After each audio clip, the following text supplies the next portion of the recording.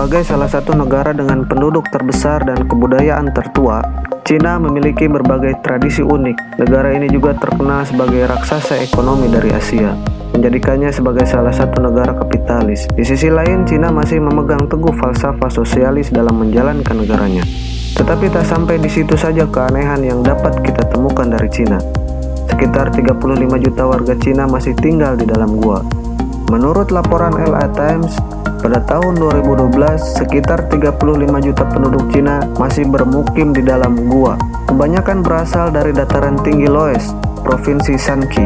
Topografi daerah ini adalah tebing, tanah kuning yang berongga dan mudah dikeruk. Di sana, pemukiman di dalam gua lebih disukai karena ekonomis, mudah dibangun, dan relatif aman dari binatang buas atau cuaca buruk. Yaodong atau gua yang dibangun warga biasanya terdiri dari beberapa skat yang berfungsi sebagai ruangan. Ada pula yaodong yang ditinggali bersama oleh warga satu desa. Misalnya desa Zhongdao yang terletak di provinsi Guizhou.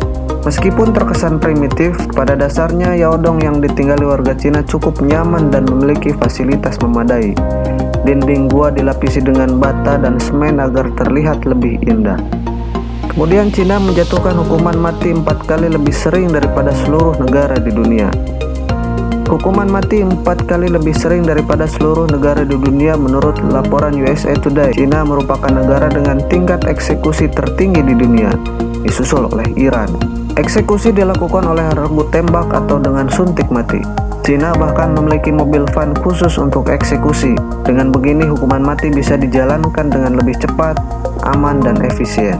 Meskipun statistik kematian karena eksekusi merupakan rahasia negara, kemungkinan besar Cina mengeksekusi ribuan warganya setiap tahun. Pada tahun 2005, Amnesty International memperkirakan sekitar 8.000 orang telah dieksekusi. Jumlah ini berkurang drastis mulai tahun 2012. Biasanya hukuman mati seperti ini dijatuhkan kepada terdakwa pembunuhan tingkat 1, pelaku human trafficking, dan koruptor. Pada tahun 2020, Cina bisa memiliki 30 juta hingga 40 juta penduduk laki-laki yang tidak dapat menemukan istri. Pasalnya, Cina tengah mengalami krisis penduduk wanita. Cina sempat mengalami ledakan jumlah penduduk, namun pada tahun 80-an, negara ini menerapkan program keluarga berencana yang sangat ketat. Keluarga-keluarga di Cina hanya diperbolehkan memiliki sedikit anak, 1 anak untuk keluarga yang bermukim di desa dan 2 anak untuk yang tinggal di kota. Karena kebudayaan Cina menganggap anak laki-laki lebih penting daripada anak perempuan, akhirnya jumlah kasus aborsi terhadap bayi berjenis kelamin perempuan jadi lebih meningkat tajam. Sekarang jumlah penduduk pria di Cina jauh lebih banyak, sehingga prospek untuk mendapatkan jodoh semakin sulit. Fenomena susah jodoh ini semakin menyulitkan bagi pria-pria Cina yang berasal dari desa. Setiap 5 hari sekali, sebuah gedung pencakar langit baru dibangun di Cina. Statistik tahun 2012 menunjukkan bahwa lebih dari 200 gedung pencakar langit di Cina sedang dalam tahap pembangunan. Berarti rata-rata satu gedung pencakar langit akan selesai setiap 5 hari dalam 3 tahun. Sekitar 80% gedung pencakar langit ini dibangun di kota yang pembangunannya belum begitu maju. Cina menganggap bangunan sebagai simbol kemakmuran dan kekayaan. Semakin tinggi gedung yang dibangun, semakin bergengsi pula kesan yang dihasilkan. Pemerintah daerah memainkan peran penting dalam menentukan ketinggian bangunan. Sisi negatifnya, banyak gedung bertingkat yang kemudian dihentikan pembangunannya. Di beberapa daerah, kini terdapat kota mati yang berisi bangunan-bangunan terlantar.